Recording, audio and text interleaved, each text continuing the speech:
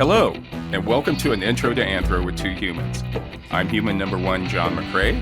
And I'm human number two, John Lehr. And this is the podcast where we reassess what it means to be human. And the title of this episode is Holding Hands and Pitching Woo, Dating and Courtship Through the Ages. So John, I don't know if the title actually comes from a line from the Merle Haggard song, Okie from Muskogee. He said pitching woo? Pitchin' Woo, yeah. Wow. And in the line, it's a 1969 song, it actually says, he's kind of talking about traditional values in Muskogee, Oklahoma. And he says, we don't make a party out of lovin'. We like holding hands and pitchin' woo. Pitchin' woo. Which is, I don't know, it's kind of like pitching horseshoes, I guess. Only I would see like pitching a TV show, like you're trying to sell something. Yeah, maybe that's more like it. Yeah, you're like, hey. Yeah, I don't know. I don't think it's as far as like the English term chatting up birds or something. You know, when you go out and you try to flirt and try to. No, pitching woo feels a little more romantic. Right. I think in the etymology online was saying something like the word woo comes from an old English word that meant to bend or to bend someone to your way of thinking. So it is like pitching a TV show. right, exactly. You should look at it. If we ever pitch a TV show for them, we'll woo them. Yes, we will. Send them some flowers, take them out to dinner. We're not going to chat those birds up. We're going to pitch some woo. Yeah, we want to make love to our sponsors. So, and actually, this topic comes to us by way of one of our listeners, Winnie. And a big shout out to Winnie. Oh, yeah, definitely. Old friend from our days of doing our lecture series. Right. And so a few months back, Winnie sent us a short article from the Daily Shout section of the New Yorker. And you and I have talked about the New Yorker. Yeah, we're not huge fans of the New Yorker. That's not true. That's not fair. Yeah, we just kind of see it for what it is. It's basically the Reader's Digest for the intellectual, the urban intellectual, pseudo intellectual. Somebody gave me the New Yorker collection of comics, or like cartoons. It's a 2-volume. It's so heavy. For Christmas, I was like, "Oh my god, I'm so excited! I don't know what this is." I opened it up. It's like a 2-volume. It looks like an atlas. I'm going to have to buy. There's no way to read this thing in the bathroom, if you know what I mean. I was going to say I think you should keep it in the bathroom, because if you run out of toilet paper, that's your backup. Oh no. You go from toilet paper, you go right to the coffee filters, which we discussed, I believe, on the show, and then go to the New Yorker, the compendium of New Yorker cartoons. No, I'm going to have to buy. Like in the library where they have the library stand, I'm going to have to buy one of those things and put it over in the corner of my living room. Go over there and read it, because I can't hold it up. It's too heavy. But anyway, she sent us. It was from the New Yorker, the Daily Shouts, and it was a comical piece about relationships in ancient Egypt. And it said, I quote now, it said, after he showers you with luxurious gifts, etches your name in hieroglyphics into his family tomb, and talks nonstop about the sarcophagus you'll share for eternity, you casually drop the word girlfriend, and he says, I'm really just not into the whole labels thing. So it was hilarious, right? That's pretty funny. So I said, I thought Winnie was sending us a suggestion for an episode on dating and courting throughout history, and absolutely great. So I immediately put it on our topic list, and I wrote to Winnie and I said, "Great topic, it's on the list, can't wait," or something like that. And she wrote back and she just said, "Oh, I just thought that was funny." It wasn't a suggestion at all. And then she gave us like other topics that really are great, so we're going to do those topics later. Let's get Winnie on staff. Yeah. But anyway, the point is, Winnie, once we put it on, John and I are both a little OCD. Yes. And once we put it on our topic list, it stays there it stays there forever. Yeah, and we refuse to die until we clear that topic list. Right. So whether you intentionally suggested this topic of dating and courtship through the ages, or it was all just a misunderstanding on my part, which is very possible. I don't know. It takes two to tango. So anyway, Winnie, here is your episode on dating and courtship through the ages. Love you, Winnie. Yeah. And by the way, for those people out there, you take this to heart. Use your power wisely. If you send something to us, you start a chain reaction. Yeah. That even an emoji will suddenly Mr. McCray will get him books from Mozambique and ancient Greece mailed in. What is that? Hug in the heart. What does that mean?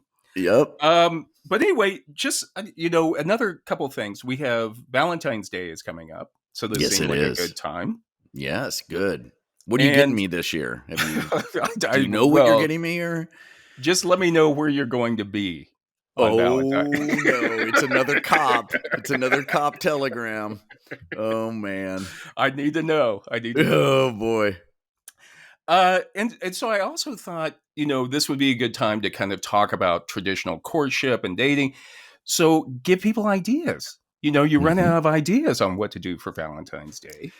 I always love Valentine's Day because I'm one of the ones that does it at the last minute, and there's a bunch of guys like that. And when you go to a flower shop, it's like the entire cast of who's the Village People. You know what I mean? Like there's like the construction worker. There's it's all these people in line getting ready to get their roses. Everything's from all walks of life. Everything's picked over too. It's like you gotta give your significant other like a fern. Like I got you a fern, or like a Christmas cactus. It was left over from Christmas. And flowers from the grocery store are fine, but take that weird plastic thing with the price tag off. That's my advice. Yeah. The other thing that you can always tell that somebody waited till the very last moment is the card doesn't fit the envelope. You know what I mean? They've already it's kind of bent. It's like the last card. Somebody's already ripped off all of it. Yeah.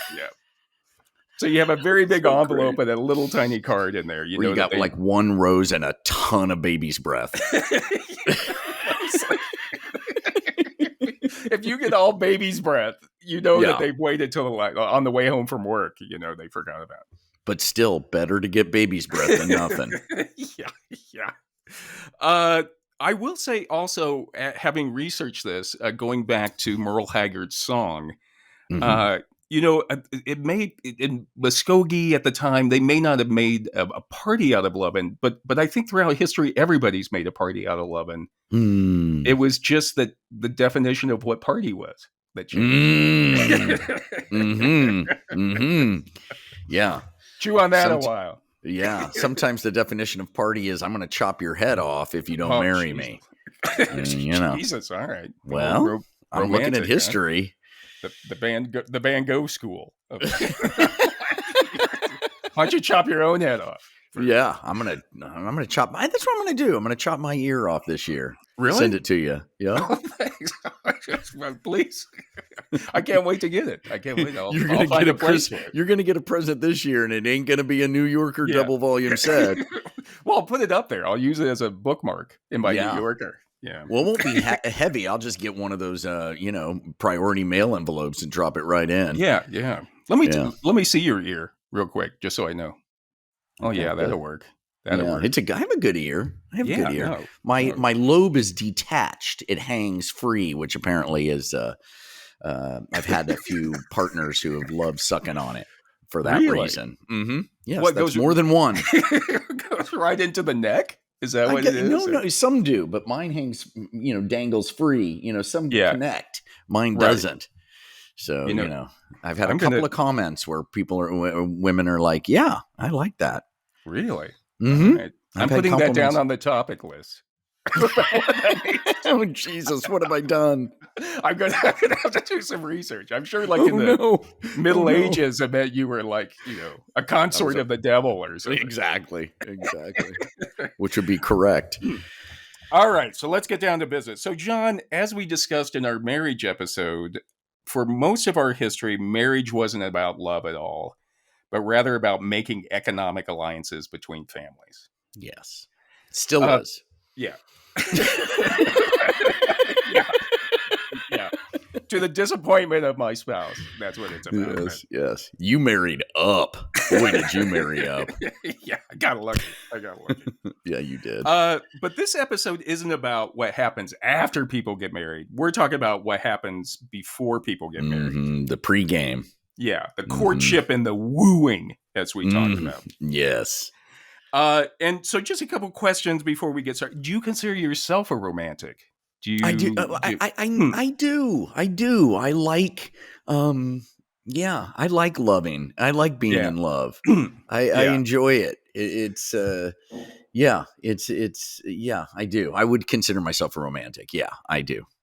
Do you, it's always exciting when you first start dating somebody, I think. I've always found that like, there's kind of a titillation or like jumpiness going out, especially when it's like, when it's big, when it's got the legs to go the distance, it's just overwhelming. It's just like, oh my God, what's happening with me? This is fantastic. Your whole body's alive. Everything about you changes. You're thinking wonderful. about them all the time, You'll think about them and then just smile by yourself stupidly, that kind of thing. It's lovely. Are you usually the wooer or the wooey? Have you ever been the wooey? For me? Yeah, I woo. I have to woo. I'm always the one who's having to dig. Occasionally I have been wooed, and it's a fantastic feeling. Yeah. So it's affirming. It's affirming to be affirming. The woo-wee. The woo-wee. Yes, the woo-wee. Yes. And I guess in the end, it has to be, for it to be an actual thing, it has to kind of be symbiotic, right? If you're doing all the wooing and you're not getting anything back, ooh, that's a tough place to be. That ain't going to end well. Yeah. It's got to be like, okay, I'll woo for a while. And then when I get tired, you woo for a while. Yes. You know what I mean? Yes. Like a dance. Yeah. What are some of your tips? Your tips and tricks for wooing? Were there certain things that I don't want to give away your secrets, but no. It's been a while. Although I have been back in that game. I think handwritten notes are really nice, especially in this digital age. Right. That's a thing that, and I'm straight male, white, older male, born in 1965. So please put that filter on everything I'm about to say to you. I think handwritten notes are nice. I don't know, just kindness, doing things. Even like dishes and things like that, just doing stuff like that where it's like, oh, this is nice. Where the person you're wooing realizes what a partner brings to the table. Right. There's an economics to it. There's an economy. Absolutely, to it. Yeah, and it's a partnership too. You're proposing a partnership, really, right? Right. Not to take the romance out of it, but I kind of find that exciting. It's like that's intimate. Yeah, that's intimate. It's a good tip. Very good tip. So. Thank you. And then start a podcast and talk about it. And talk about it all the time. And talk about it. Yeah. Yeah. So like we said, up until about 1900, the ultimate goal of relationships and courtship was to find a mate. But Nikki Hodgson, who's an English journalist who's on TV over there, in her book, The Curious History of Dating from Jane Austen to Tinder. Oh boy, that's a title. That's going to get you on some talk shows right there. I know. I was boom. That one. That's why I'm bringing it up. You should have thunk of that one. I know. I'm bringing it up just so when people Google Google her show, they'll bring up our show and they'll be like, oh, they're cheaper. They're cheaper. That we can have them on. But she says that in the Georgian era, which was from the 1700s to the 1830s, that dating in and of itself was not, of course, a leisurely pursuit, but a means of securing a good marriage, i.e., one where status and money were secured for the couple. Yeah. So that, and I think that's still the case too. I mean, like that hasn't completely gone away by any means, right. We want to be in love, but we're looking for, someone to travel through life with, which is, there's a lot that goes along with that.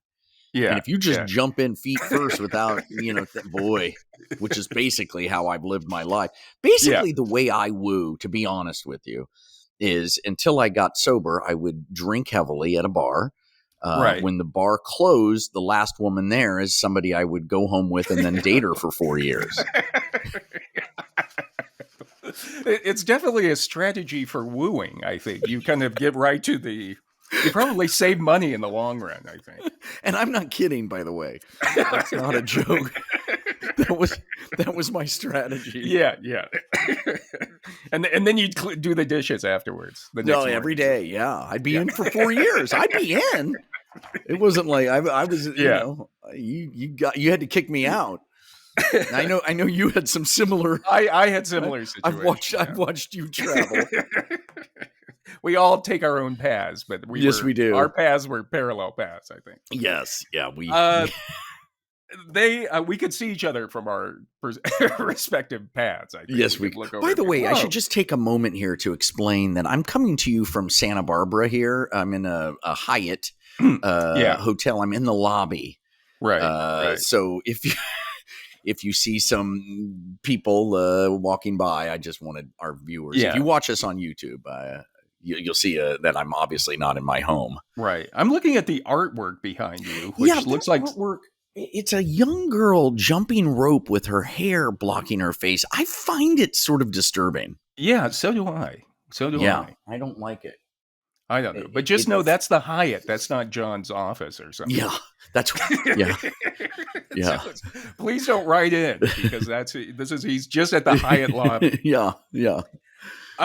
Anyway, Hodgson also says that there were definitely risks in laying yourself out there and courting someone back in the Georgian time. And she quotes the Ladies' Magazine from 1770. Ooh. That said, courtship is sure to be either the ruin or happy settling of every young tradesman who engages in it. Well, that's still true. I know. Whoa, they just dropped some. Yeah, it's either going to kill you or make you happy. Right. That was 300 years ago. We're still dealing with it. It says, if the choice be imprudent, it is ruin, whether it succeeds or not. And even where it is irreproachable, the time lost about it and the neglect of business it occasions are not easily made up to a young man. So I'm having trouble with that. So what do you mean imprudent? And like if you jump into a relationship that you probably shouldn't have jumped into, even if it works out, probably you're not going to be happy in it. I think. What does that mean? What do you mean? How can it work out and not be happy? I don't understand. I don't. Even if it goes the distance, maybe you'll just be unhappy. Yeah. Okay. So don't take it lightly. Gotcha. Right. Gotcha. And then also, even if it doesn't work out, the amount of time and money you spend trying to woo this person, you'll never get that back, I guess is what they're saying. Right, I think that could go to anybody nowadays. Like, some people who are like that relationship, where that's not going anywhere. So and I've been in that. That's like when you pick somebody up at a bar at 4 a.m, or they pick you up, whatever. Yeah. There was no picking up, really. It was just we bumped into each other and went home on the way out. Yeah, exactly. Yeah. Hey, where are you going? So anyway, courting someone was a major undertaking. I guess that's what we're trying to say. Yeah. And according to Tanya O'Donnell in her book, A History of Courtship, 800 Years of Seduction, throughout history, there were certain rules that pertained to courtship. Okay. And for example, she says, until one had been introduced to an unknown person, it was not considered proper to begin a conversation with them. Well, that's true. Today, you can't just walk up to somebody in an airport and hit on them. I think you could. You don't think you could? I think you could go up and say something to them at least. I would never in a million years. No, I'm terrified of that. I would never go up and try to pick somebody up. Have you ever done that to a stranger? No, but I've gone up when I've seen somebody who like really is wearing like an amazing dress or something. And I try not to be weird about it. I don't do it all. But that's hard. Boy, that's the statement right there. Try not to be weird about it. Hey, love your dress. Yeah, no. Yeah, or like, is that a Longchamp? Or is that, you know what I mean? You try to throw out like, that's good. Something. I like that. But she immediately takes a picture of your face and does an image search on Google and a security check. Yeah. And you're suddenly on the next flight. But it's something too that, you know, when you like somebody, like you work with somebody and you're starting to feel like maybe you're really interested in it, you try to pretend like you're not interested in them. Yes. Yeah, you don't know what to do. Yeah, I don't know what to do. I'm terrible. And boy, dating people you work with, just terrible idea. But what are you supposed to do? Yeah. You work all the time, then you're not going to pick up anybody while you're sleeping. Yeah, it's like the only people you interact with, you know, it's like them or. And it ain't going to happen at the gym, at least not somebody I'm invisible at the gym. I go to a gym in Hollywood where it's filled with super hot white women and black men. Yeah. I don't know why that demo is there, but it is, and it is on at that gym. I mean, it's just, it's incredible. The sexual energy is just incredible. Yeah, and nobody. I walk through like a ghost, dead man walking. Nobody looks at me.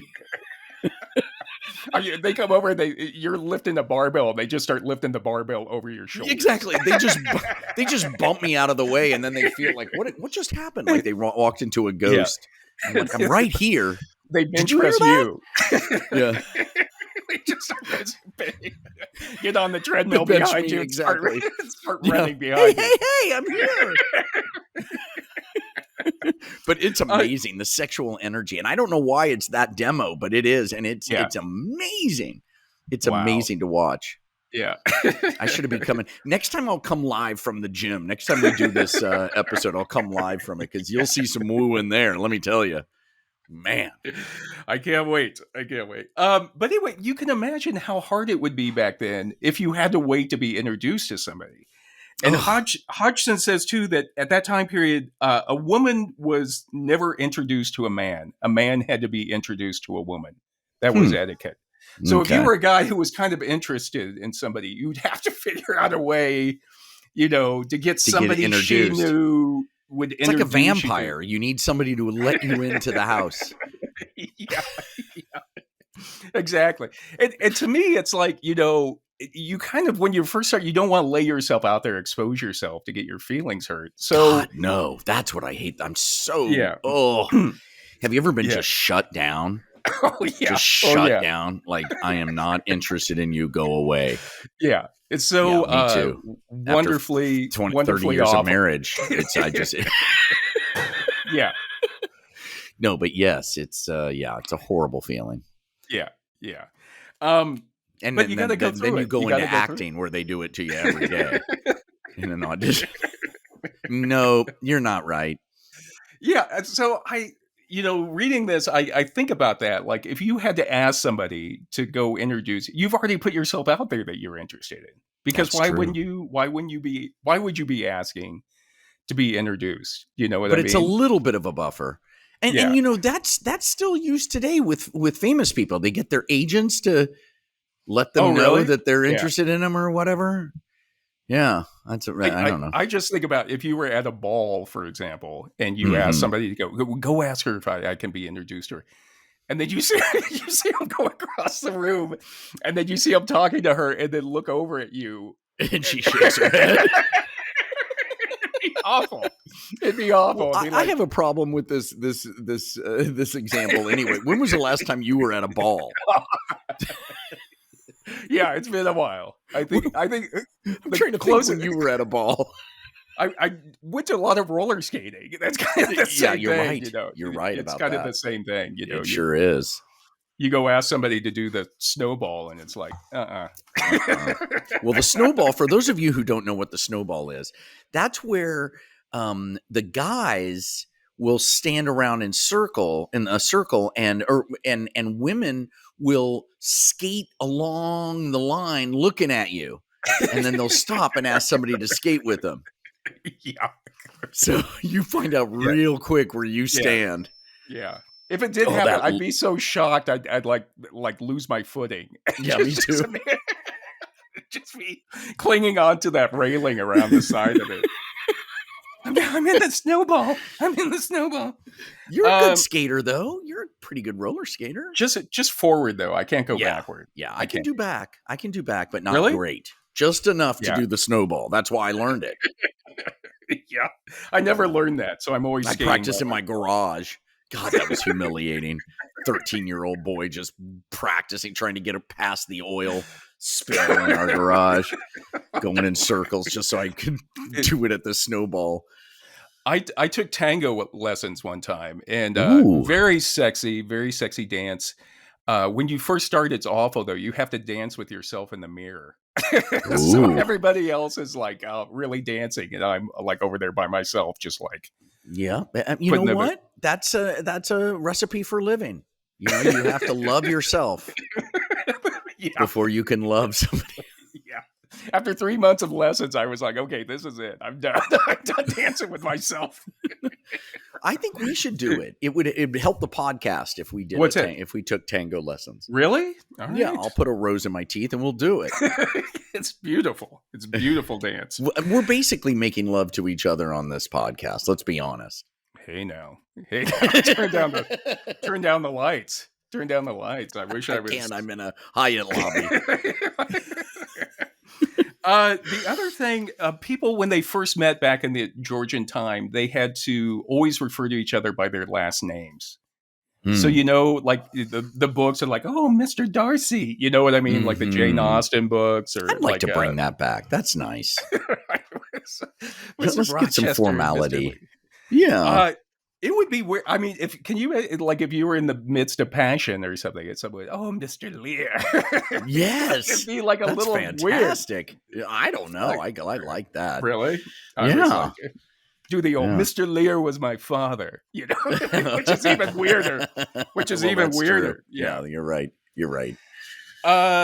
Did you go to school dances a lot? I'm not talking about the prom, but I'm talking about no. As I think we actually discussed it on an episode of us both being in cotillion. Which was that weird.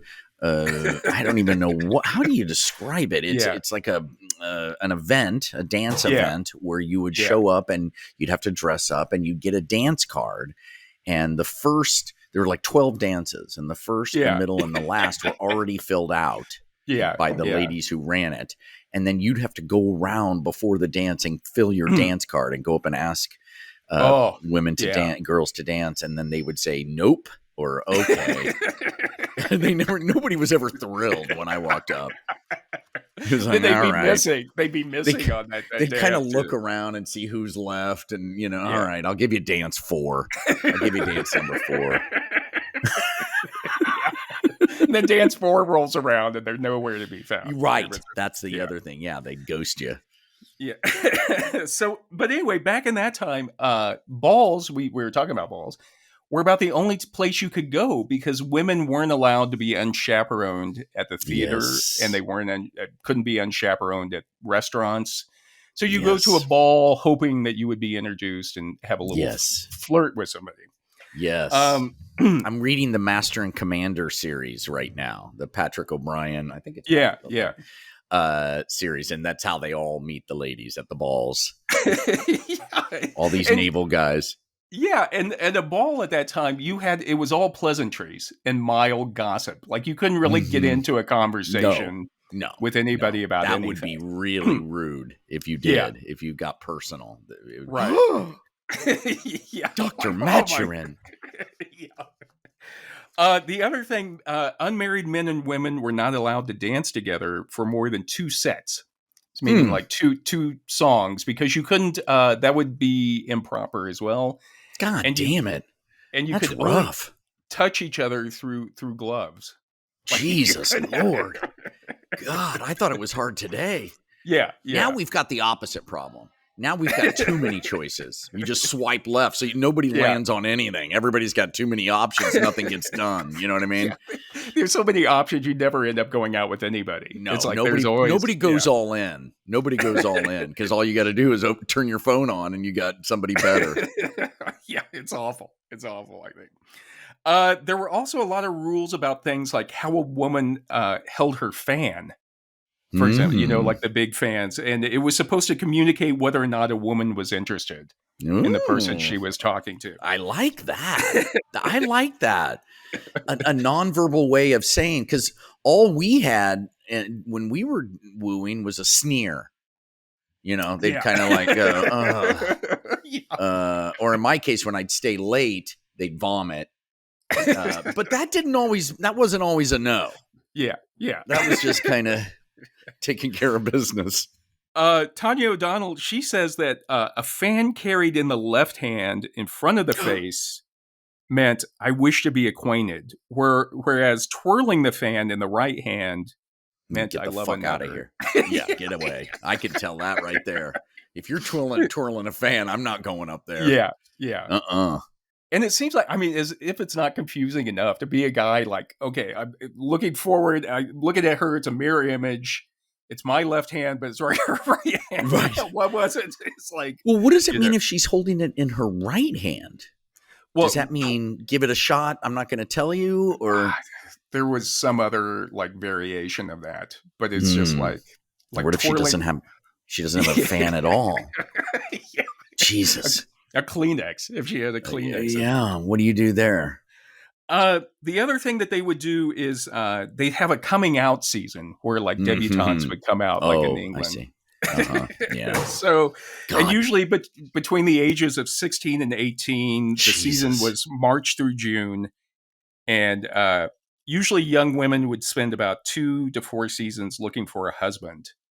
And Hodgson says after 2 or 4 seasons, if you hadn't found a husband yet, you were considered spent. So you were going to be an old maid at that point. You just had to take whoever you wanted. Oh my God. Yeah. There's a character in the book that I'm reading, because the book is set in the early 1800s on the sea, and there's a character who she's amazing, but she's too strong to these men. She scares all these men off, and she becomes a spinster at even though she's still gorgeous, she's 29 or something. Forget it. Awful at that point. Forget it. Beth Bailey who wrote a really great book called From Front Porch to Back Seat. And she said that the proper etiquette was that for girls that were in their first season, their mother or guardian would invite a young man to call. Like, why don't you, Mr. Lehr, why don't you come calling it, I've watched some of those matchmaker reality series on TV. And at first I'm like, God, this is so barbaric. But then you kind of go and you come to another place where you're like, well, wait a minute. It's not like we have a 60% divorce. It's not like we're, we got the right answer. Right. And some of these arranged marriages last, anyway, it's all a wash. Nobody knows anything about anything, basically. Yeah. I've heard maybe your mother saying, hey, meet this guy. Or meet this girl. What do I know? If there's one thing I do know, I look back at my history. I'm not the best picker in the world.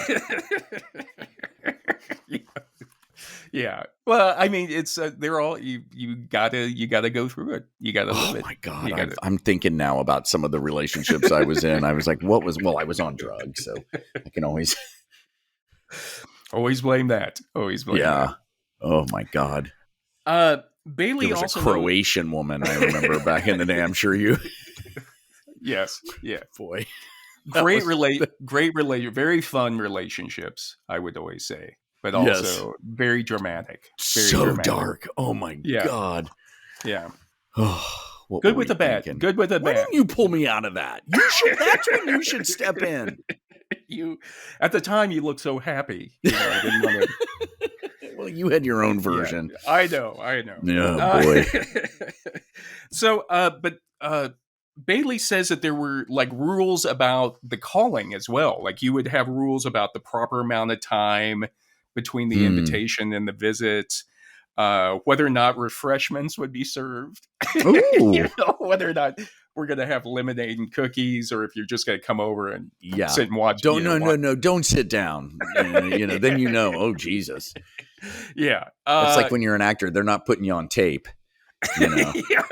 Okay. Just read the sides. Let's hear it. And then they let's hear it. No, just like I thought. No. Getting coffee while you're doing your scene. Oh my God. Or they take a call or they're texting. Yeah. You're doing a scene. You look over and the casting director's texting somebody. It's just like, Jesus Christ.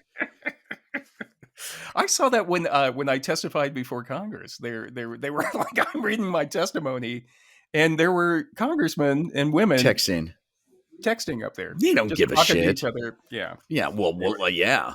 I mean, they're we're out here. We're killing each other out here, and they're just like, it's just a game. It's just a game. Yeah. The other thing, a chaperone. Should a chaperone be there? Usually, a chaperone would be there. You'd want to have a chaperone. And then also how the gentleman caller should take his leave, for example, like when get the fuck out. Boy, that's still today. Men don't know when to stop. Yeah. I'm just talking straight relationships because that's all I know. Yeah. Except for a brief period of, in college where I was not college, but I'm an open-minded person. Let's put it that way. But, there are I see a lot of men who just don't take no for an ant, don't get, it's really, I'm not talking about the super dark version of that, but even the surface version, it's like, dude, she said no. I mean, she's busy. Yeah. Leave. That was like what they would say is that on no account should the woman accompany her caller to the door or stand talking while he struggles to get into his coat. Why? He's trying too hard? Or he's trying to, because it embarrasses him? Yeah. Oh, just look away while he's trying to get his coat on. What, he's like got it on the wrong arm or something? Like, I can relate to that. Come on, me too. Come on, as if it hasn't happened. Don't look at his open fly if he forgot to zip up too. He just pretended to nap and then let's go. Mr. Darcy, just please.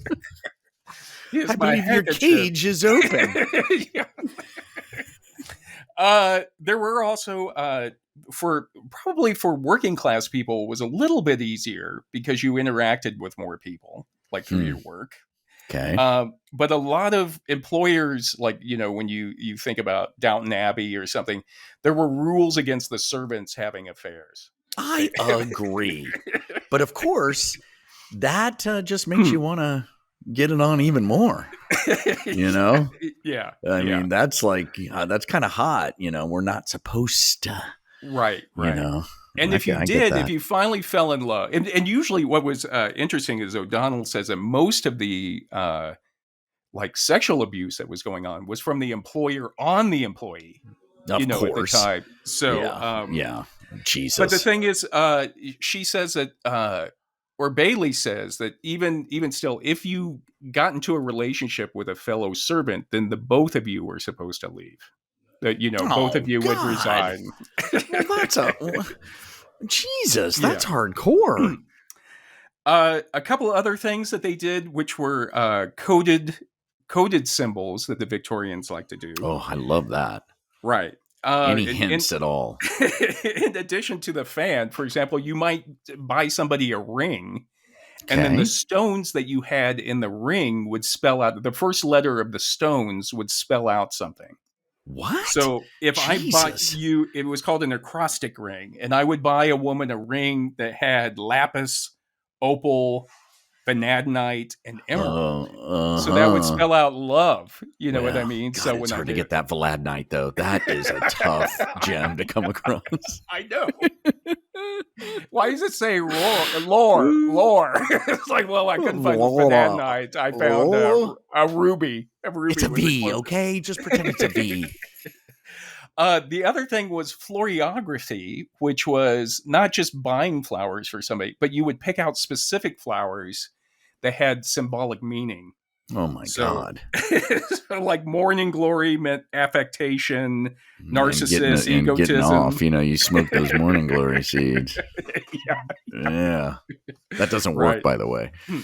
I don't know if you ever tried smoking them. I tried it. I did the banana peel. Banana peel. I was about to say banana peel for sure. And then when you're super young, the aspirin in the Coke. Oh, did you ever hear that one? No. I always tried to remember the K-weed, the Kansas weed. K-weed. That's a sprint to a headache. That's all that was. It looked like marijuana. Yeah. You pick it out on the road. They put it in the microwave. World War II. Yeah. Dry it out and then try to smoke it and be sick for the rest of the afternoon. Yeah. Just a big old pounding headache.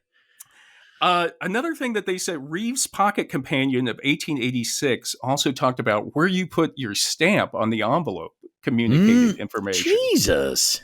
So a stamp placed upside down on the left-hand corner of the envelope signified yeah, I love you. Yeah. Yeah, and it signifies that your letter doesn't get there. It's got to be. That's where your return address goes.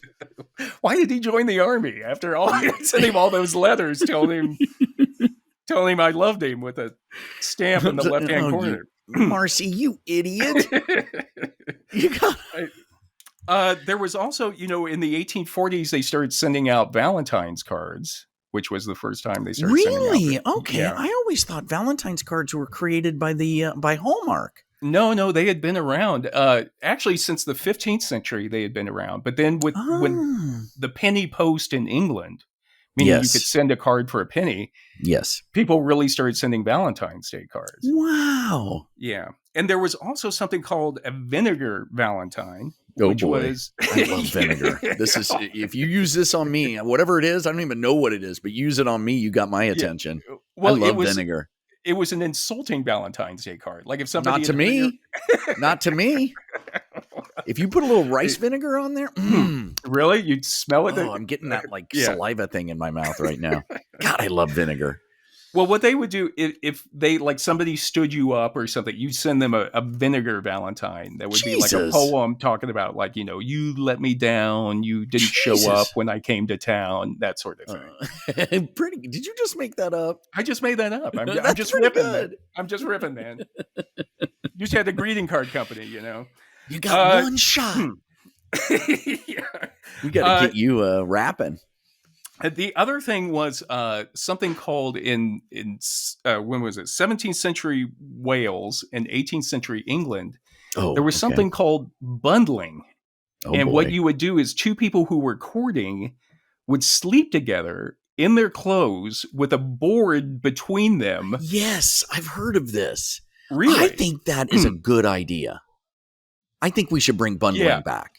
Yeah. Because just to see if they like each other, exactly, and if you can live together, and so it takes the sex away, but the more important issues like, do you hang up the bath mat after when it's damp so the next person has it dry?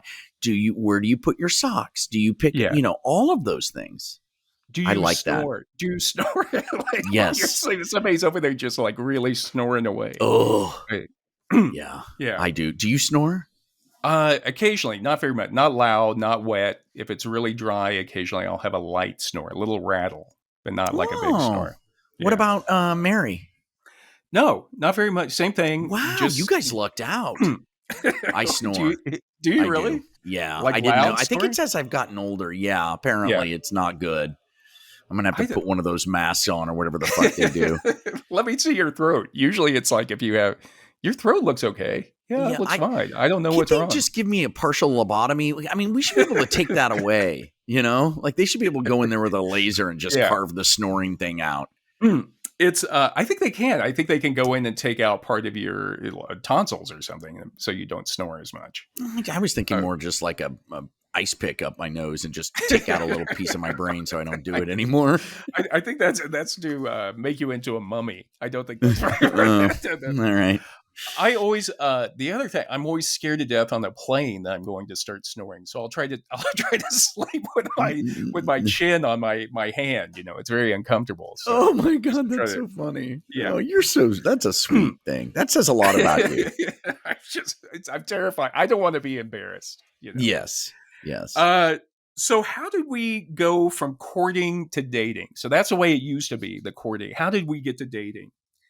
And Beth Bailey says that one of the reasons we reached dating is the rise of industrialization at the end of the 19th century. Everybody's too busy.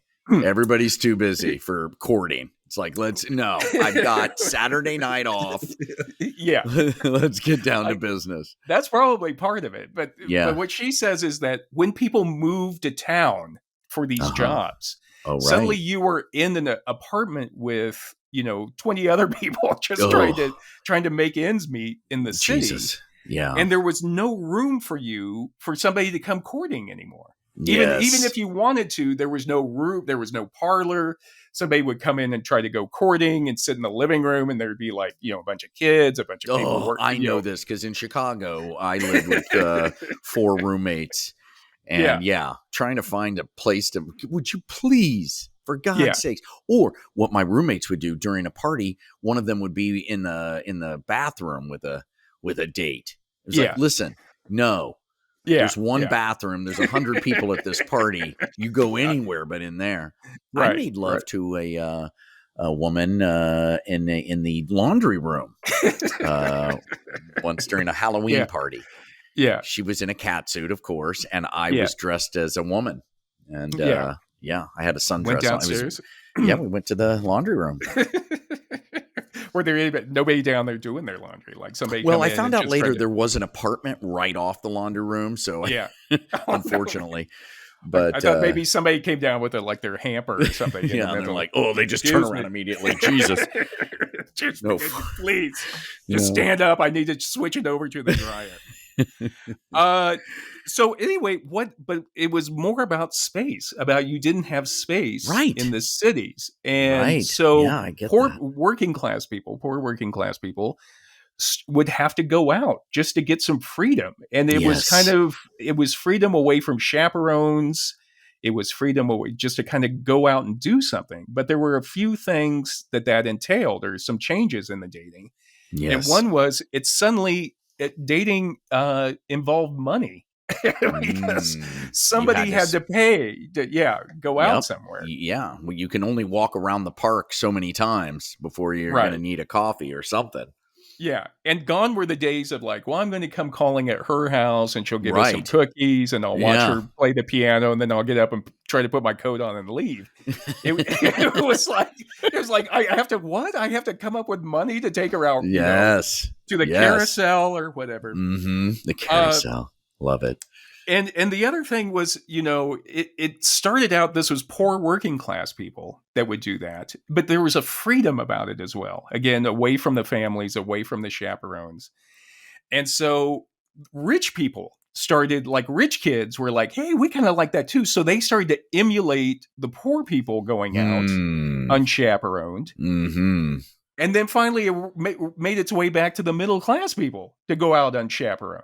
So dating, which you think of this middle class thing, actually started out as a working lower class practice, went through the upper class, and then came back down to the middle class. Well, I think many cultural changes, music, dress, all kinds of things are like that. You look at Dickies, for just one example. Prisoners wore Dickies, And now, skateboarders wear Dickies, rich skateboarders wear Dickies. I like that. And then it was just one step from that to, key parties in the 1970s. Once you open the gates, once you go down, it's just a matter of time. Yeah. So what Bailey also says, what happened is that before World War II, there was probably more women than men, or it was like more kind of same division statistically between men and women. So at that time, before World War II, dating was more, it was a sign of popularity. So women would want to go out with dates with a lot of different guys because it was like at that point in our society and culture, it was a way to show how popular you were, that all these different guys were wanting to go out with you. Yes, which makes sense. Yeah. And it was also at the time where, people would give out the competition between women. It was like you wouldn't want to date with the same, or you wouldn't want to dance with the same guy several times at the party. You would want to, they called it being a once a rounder or something. You didn't want to be a once a, or you wanted to be a once a rounder. You didn't want to dance with the same guy several times. Right. Yeah. And so for guys also, the idea was, the competition was, you wanted to be a guy who could take a woman out to a lot of like nice restaurants. You had a car. Boy, I know that. So again, your popularity was based on how many dates you had. Jesus. And even Bailey quotes Margaret Mead, who's the cultural anthropologist, who said, dating was not about sex or adulthood or marriage. Instead, it was a competitive game, a way for girls and boys to demonstrate their popularity. That makes total sense, because really underneath that is just the, sort of evolutionary drive to find the best possible mate to propagate the species and bring the best genes forward. Right. And it's, to me, when you see like old movies from before World War II, like in the 20s and 30s, and there's always, like, even though it's a romance, the woman's always going out with some other guy, like out to dinner or something. And you're like, why is Katharine Hepburn, if she loves, Cary Grant or whatever, why is she going out with some other guy? You're right. And then he has, you're absolutely right. And then they fight, because it is a game. I think what I think it is? It boils down to the fact that we don't know how the hell to find somebody who's right for us. We don't know. Right. It's unanswerable. It's like trying to create a television show that America's going to like. Nobody knows how to do it. You can get, for every Westworld, there's a million other shows that were just as expensive that crashed and burned. And it's the same with dating. Yeah. How many? Nobody. A friend of mine said something that was kind of interesting. He said, no relationship lasts forever. Every relationship ends. It might be death. It might be divorce. It might be breaking, but they all end. Well, obviously, with death, we're all going. They're all the best scenario. It's going to end. But isn't that interesting? I mean, it's kind of an interesting way to think about it. Right. We have this ideal that that we find our forever person. Maybe it's forever people. Or maybe you're with people that help you to change into the kind of person to find the last person before you die. Maybe it's all a process. It's not a. I mean, look at you. I mean, God, I line up all the women you were with. Jesus, well, also, I look at Mary and I just think, thank God. Thank God. Me too. But you also look how I've changed. Like, how could you possibly know who you were at 18 to get married to somebody, But I saw you bumbling and falling around. Oh my God. So in 1936, there was an advice columnist in Senior Scholastic magazine that said girls should accept any straightforward offer of a date, if not already dated for the evening. And that boys, in trying for the popular girl, the most popular girl imaginably possible, would occasionally overreach themselves. First of all, what periodical are you quoting there? Senior Scholastic? What the hell is that? It was a magazine. There were a bunch of advice magazines that they used to send out to high school students and college students at that time. I see. Senior Scholastic. Okay, gotcha. Because when you say Scholastic, I think of the books where I had to choose the books that I wanted to read. Yeah. Okay. Yeah, that makes sense. But the idea Yeah. again was before World War II, you want to have a lot of dates because Yes. that makes you look good. You look good. You Yes. didn't want to date the same guy. Yes. And then what Bailey says is after World War II, there were so many, the demographics changed. And Yeah. suddenly there were more women than men because a Yeah. lot of men had lost Were their dead. lives in the Mhm. war. Yep. Yeah. And that So- changes things. That's like Alaska. The review, the flip of Alaska, apparently. There's all these men and no women. Or the Wild Yeah. West. Yeah. Mary's cousin, who is from Alaska, she had a good quote. She said, as far as a woman trying to find a husband in Alaska, she goes, the odds are good, but the goods are odd. So just keep that in mind if you ever go up to Alaska to try to find a mate.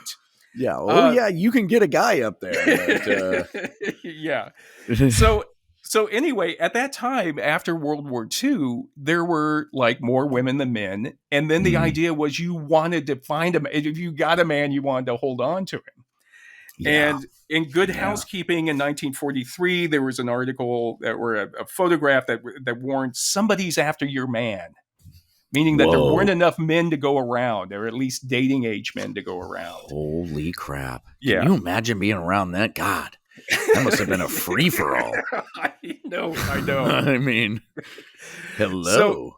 So Bailey says, because of that, whether or not the post-war decade was really our best years, many youth saw their world as troubling and insecure.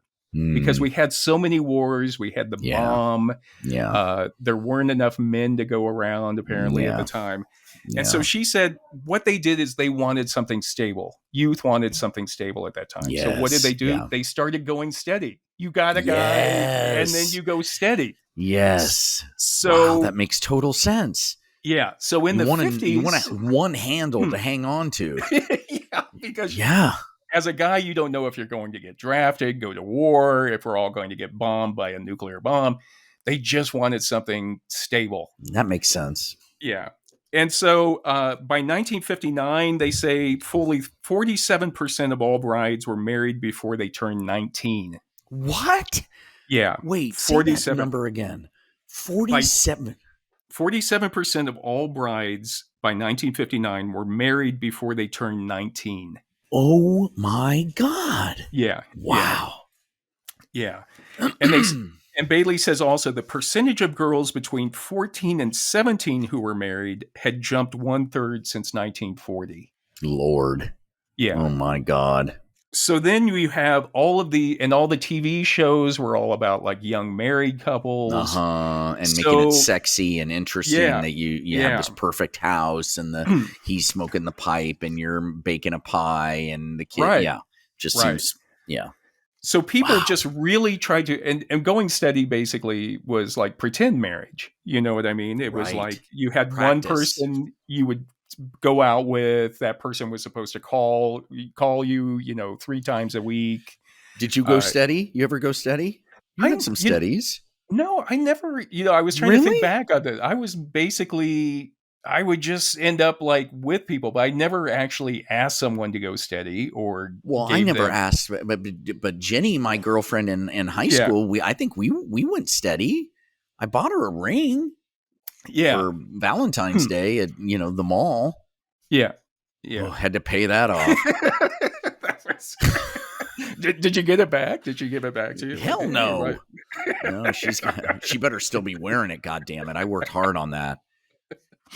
It's it's funny because by the 1970s when we were growing up, I think about the popular shows that were on TV were Happy Days and Grease, which all take place in the 50s. In 50s, exactly. There was a harkening back.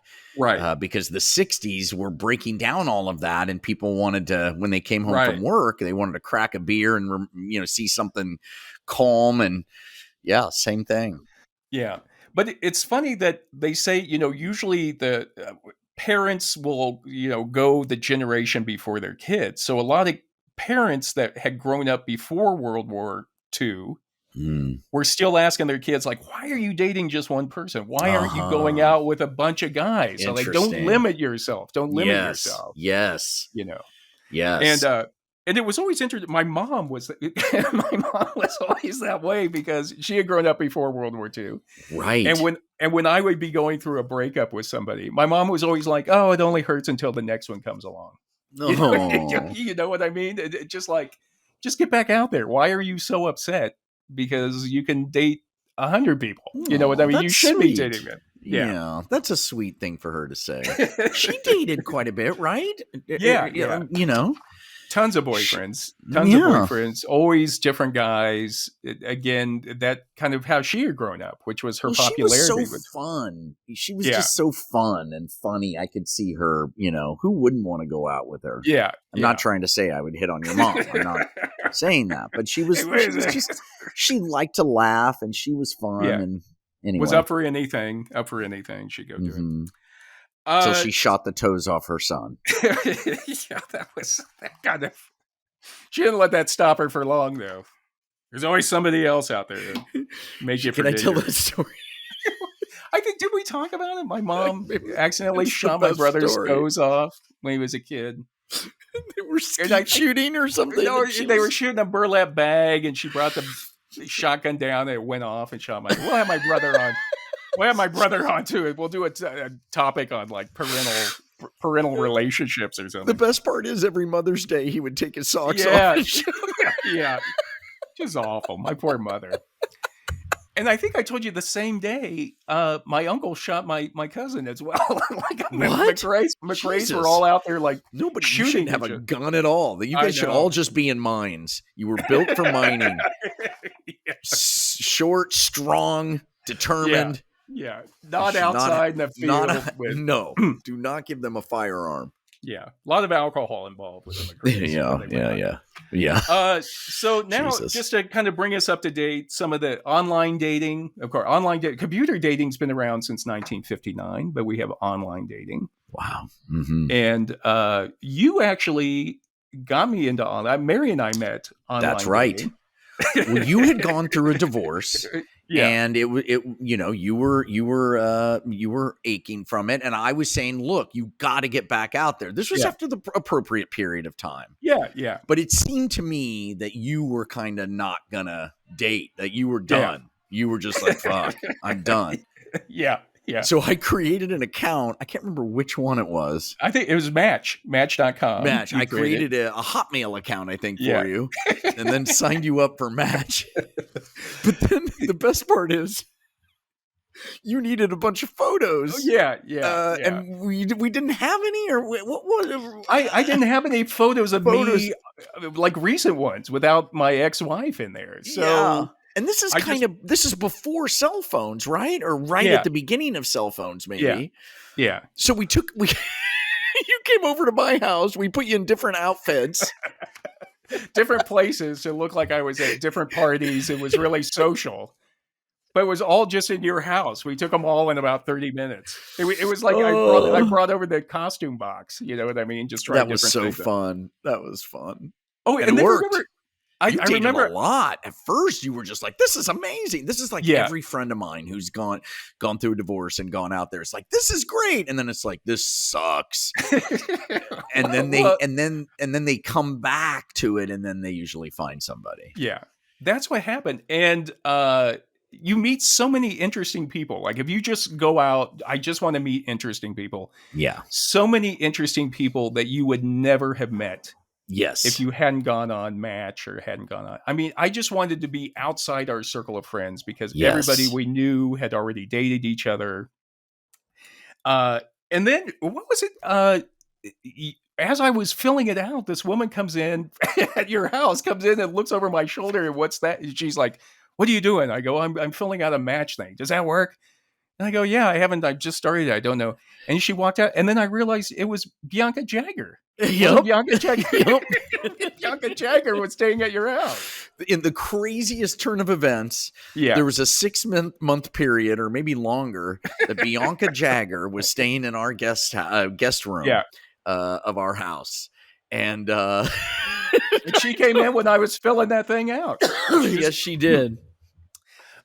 And the other thing, so I finally met Mary, and Mary, I was like, this is so great. I really love her. She's not involved in anybody I know. Come to find out, she did know somebody through such a small world. Who? Through Sarah Lawrence, she had gone to school with somebody who had gone to Northwestern. Really? And knew all the Looking Glass people. I didn't know that. Knew my ex-wife. So Mary actually, here it is. I'm thinking I'm getting outside. She had all this background information on me already. Oh, she had a dossier on you. Yeah. And then come to find out, years after we had started dating, she let it slip that one time I was using the shower, and she had gone in my wallet and gotten my driver's license and social security number. And ran a check on you. Ran a background check on me. Oh, good for her. I know. It actually is a good thing. Yes. That is yet another example of why she's the right person to marry. She's smart. Yeah. She takes initiative. She's not fucking around. I love that. Yeah. And I love that. Thank God I was going through therapy at the time, and was all about being authentic. So I didn't lie about anything. Yeah. I didn't lie about anything. Yeah. Because she would have known it already, you know? Yep. She looked you up. Did she find anything of interest? Was there any outstanding warrants or anything? No. I'm clean. You're clean. Couldn't find anything. Clean. You know what? You're clean on the outside. Couldn't find anything. Nothing to make it stick. Trying to make it stick. So it turns out that private investigator we used to scrub your background, it worked. Yeah. The other John McCray, who's like 95 Money years well old. spent. The one who died after the Civil War, whose identity you stole. Right. The other thing, just real quick, a lot of people in college, it's all about hookups. All about hooking up at parties. Yes. And it's even still, even though hookups at parties in 2015, there was a study done that talked about people will hook up at a party because it's more casual. And you're supposed to, it's more fun and it's casual. They let their guard down a little bit. They get a little, and they're drunk or high. Right. The alcohol. But then after going out on a first dates still say you don't have sex after a first date. What? No. Yeah. What? So it's wait, you have sex in the hookup, but then the first date you don't? Right. That's what this study in 2015 found was that even after people had hooked up, the idea of a first date after the hookup still says just a peck on the cheek at the end. God, that was not my experience. Yeah. You know, I occasionally will have a conversation with somebody my age, usually a guy, who will say something like, God, I wish I had sowed my oats more. I wish I had done more when I was younger. And I'm sitting there, I don't say it, but I'm sitting there thinking, what the fuck were you doing? Yeah. I had sex with everything. I took everything. And I don't have that urge to, I don't. And the last thing, now let me tell you this, and this may surprise other men out there, but I have, if I were to have I would have no interest in a younger woman. Yeah. None. Yeah. Zero. Yeah. What the hell you want? What? That's all. It's like, what do you talk about? What do you talk about? That's what I always say. No. Yeah. I'd want. I just want to come home and watch football. Exactly. Exactly. And have some great loving, and then eat some food, and sit next to each other and read our phones. Right. That's perfect. But I will say, you bring it up, and in closing, we could talk about it. It's fun to date. It's fun to go out and meet people. I'm all for it. Even like we were talking about, even if you get your heart broken, it's such a, I don't know, divinely fun feeling to have your heart broken for a while, And if you're not dating, and if you're not experiencing that, lower your expectations. Yeah. I can't find anybody. Well, you know what? Yeah. Drop it down a notch. Okay. That's what the universe is trying to tell you. That list that some people have. Yeah, well, the checklist. On the list, it's like, what about checklists that somebody has against you? It's like, no checklist. No checklist. I'm always like so, and of course I don't say anything, but inside I'm thinking like when somebody said, "Oh, there's nobody in LA to date," I'm like, well, what's the common denominator? Let's break this in. Let's make a column. Two columns. What's the common denominator? What's the non-common? Everybody in LA and you. I've always said, and I think, I've said, also, please have sex with somebody you don't find attractive. That's the best advice that I can have. Because it will open your eyes as to what lovemaking is. It will open your eyes as to what that is and sort of get a little scratch from what our culture does to us and makes us think what we need and what we have to have. That's a good idea. We need to get a grant. We need to get a grant and set that out. Because you know what? I've always thought too, there'll be times where like, I wonder if they don't think I'm attractive. maybe it's the other way. You know what I mean?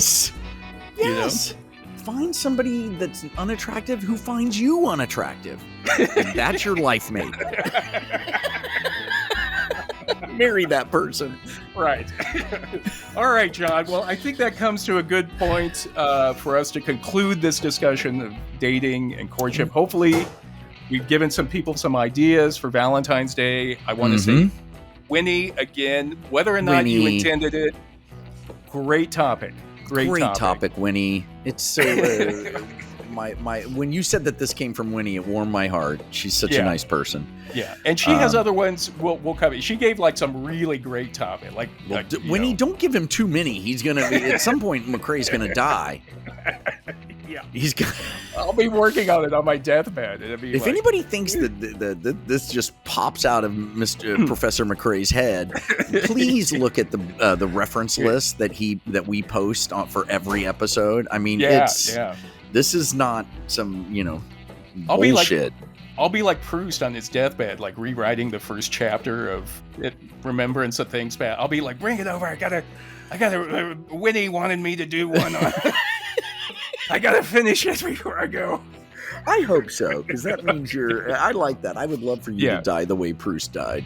That would be a fitting ending. All right, John. Well, I love you, man. You too. This is human number 1 signing off. And human number 2 saying goodbye.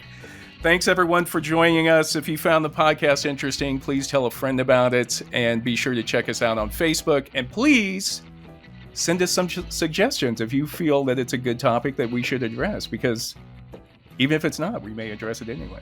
We will anyway, because we're so OCD. And by the way, we're hitting close to 4,000 downloads. We're about to hit our 4,000 mark, and just want to thank everybody out there. Yeah. That's pretty cool. Pretty cool. Yeah, couldn't do it without you. Love you guys. Love everybody. Ya. All right, John. Bye. Bye.